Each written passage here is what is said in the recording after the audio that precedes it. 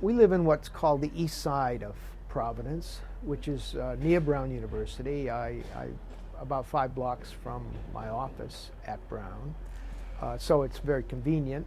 It's a lovely neighborhood. We've been here since 1985, so we're talking, what, 20, almost, what, 25 years, right?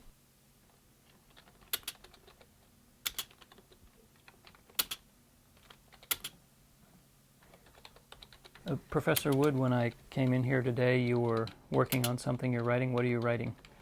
Well, I'm putting together a collection of essays that I've written over the last, well, 50 years or so, over my entire career, going back to 1965, I think is the earliest, and about a dozen essays that I'm putting together for a volume for Penguin Press.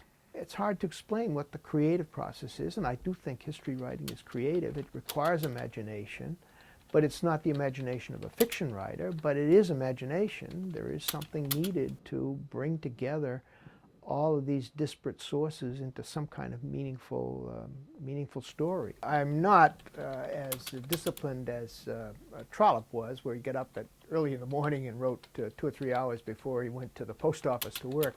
I don't have that kind of stamina or schedule. I actually build up slowly, and sometimes I do my best writing in the late afternoon as I've warmed up and got going.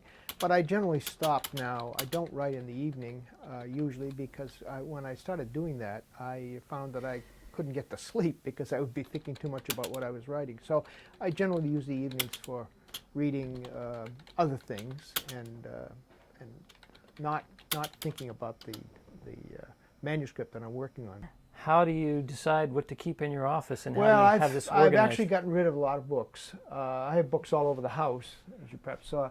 Here I have my history books. This is usually the Revolution. Here I got a helter-skelter mixed of things.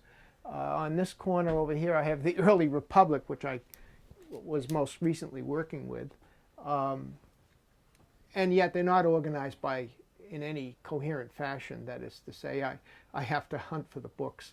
I sometimes find that I go to the library to ask for, I can't find a book and it's out.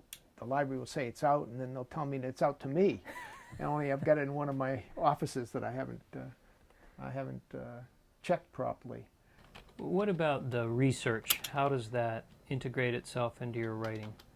Well, I don't think they are separate. I think you obviously started with a project. You do some research, and then you get some ideas, and then you begin to write, and then you go on and do more research. I don't think they are two separate entities. When I began on a new project, I used 5x8 cards in boxes, organized in that simple, old-fashioned way. And I would have 10, 12, 15 boxes of so big with file cards that you use, and you just hope that you've taken down the document accurately.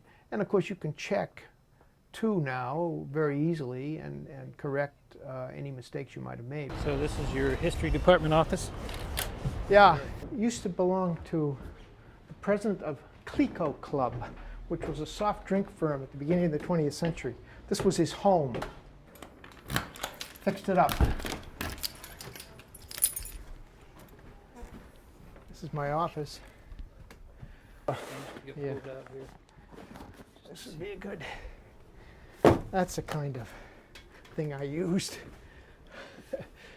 Different categories: interest, religion, War of 1812. You know, that would be the kind of. That's the way I collected notes. This is Niles' famous weekly register. That would be the way I would take the notes. I have lots of books in boxes because I have to move soon. We don't have enough offices for the emeriti professors. How do you feel about leaving this office? Well, I think it'll be I can't say a traumatic moment, but it'll be a change. Let's put it that way. And for a while, when I had a small office here, I did all my work in the library. So I'm used to working there, and actually it has some advantages. There are no phones. And I'll take this. So you have an office right here in the stacks, huh? Oh yeah, down underneath. All the offices are here. It's been a while since I've been here. So you can see, come in, seeing all those boxes. Oh, more projects. Now, these books belong to you, or are they all library books? No, these are library books with the little tags, but these are all mine. These are all mine. You can see I have more books than I know what to do with. Yeah. This was for the Radicalism book, Radicalism, the American Revolution book. Here, I would have cards, so many cards, that I'd suddenly say, I have a card on that problem. Now, where is it?